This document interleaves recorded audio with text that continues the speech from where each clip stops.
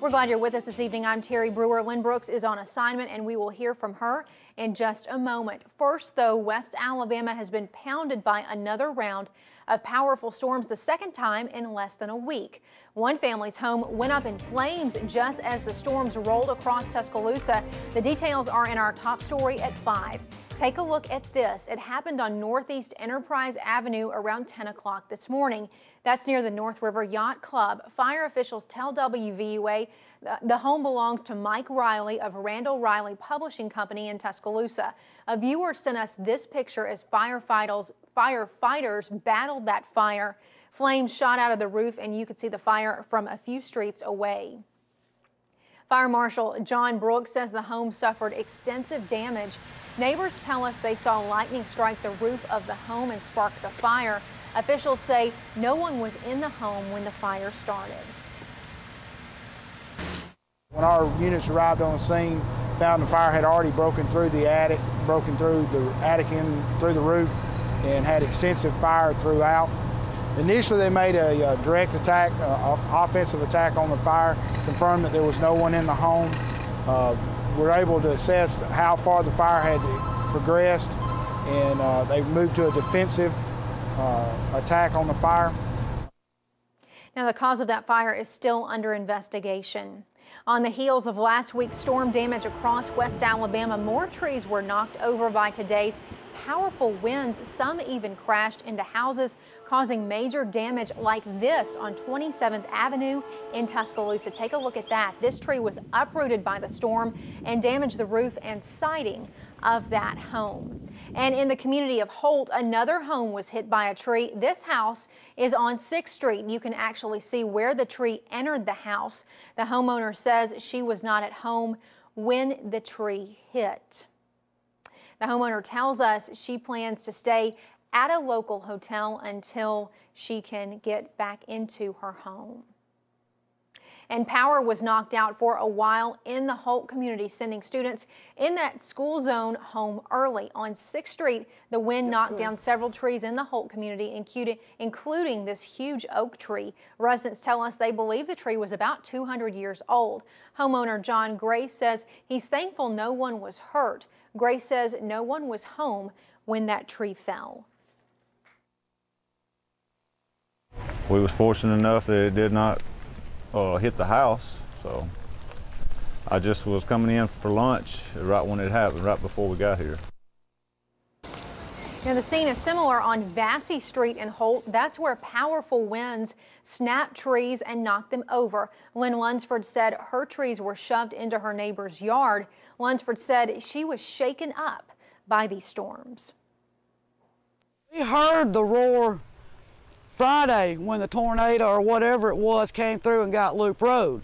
But this time, we didn't really hear the roar. It did seem more like straight line winds, but it lasted a long time.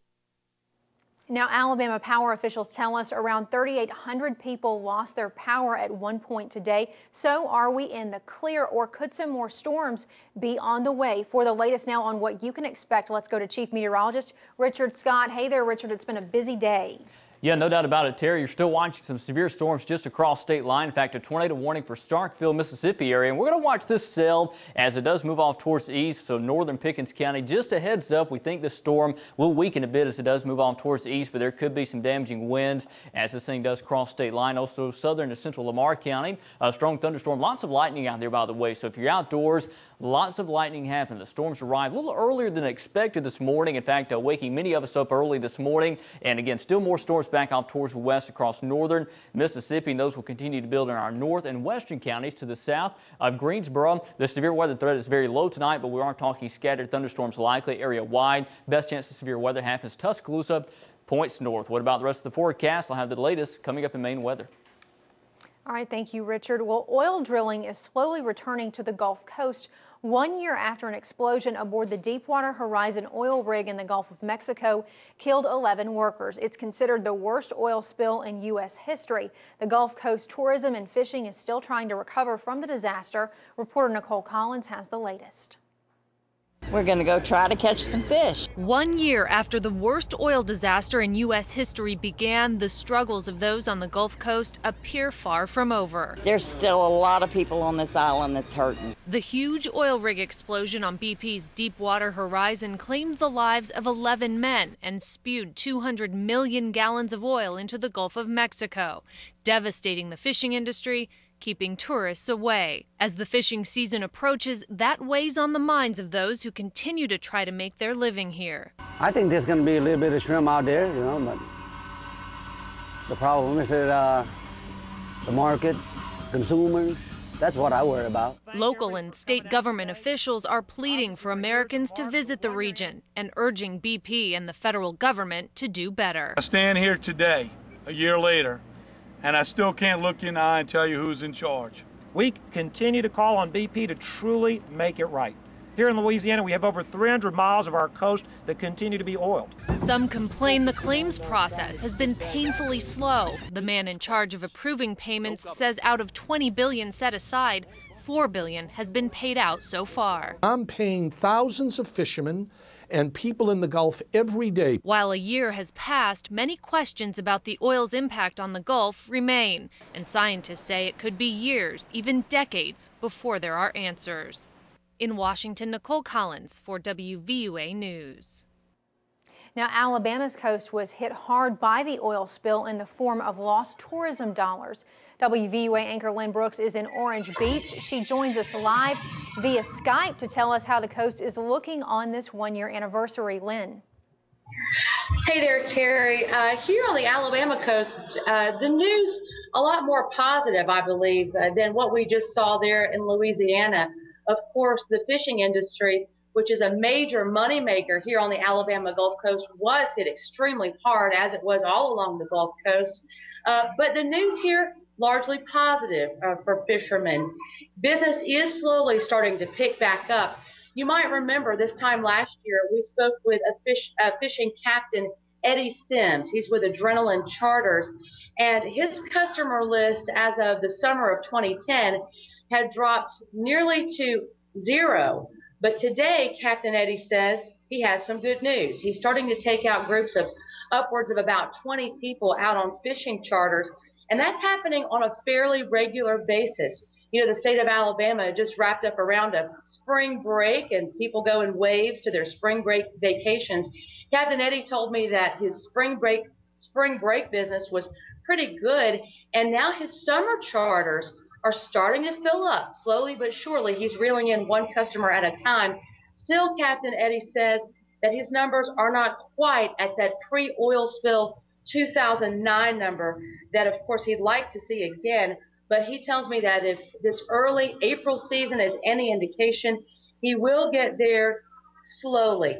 A lot of charter fishermen, including Captain Eddie, expected to wait 5 or 10 years before they could get back out on the open waters. So to be just 1 year from this oil disaster and be able to go back out with charters, get their boats back up and running, makes them extremely happy here along the Alabama Gulf Coast. Live in Orange Beach, Alabama, I'm Lynn Brooks, WVUA News. All right, thank you, Lynn. We'll continue to follow up with you all at 6. Now, Tuscaloosa County residents may soon have their say on Sunday alcohol sales. At today's County Commission meeting, business owner John Downer presented the commission with a petition. It was signed by dozens of business owners across the county asking for a vote on Sunday alcohol sales. The commission decided to approve the motion and are now sending a resolution to the state legislature asking for a county-wide vote. Downer says it's important for the future of those businesses.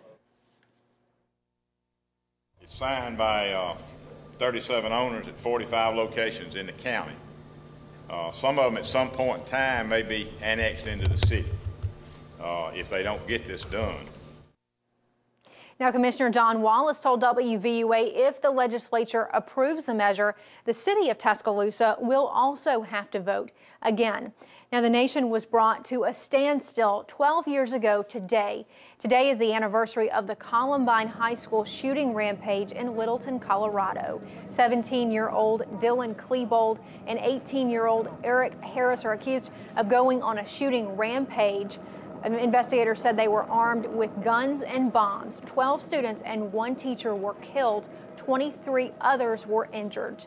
The shooters took their own lives after the attack. In September 2007, a memorial to the victims was built near the school.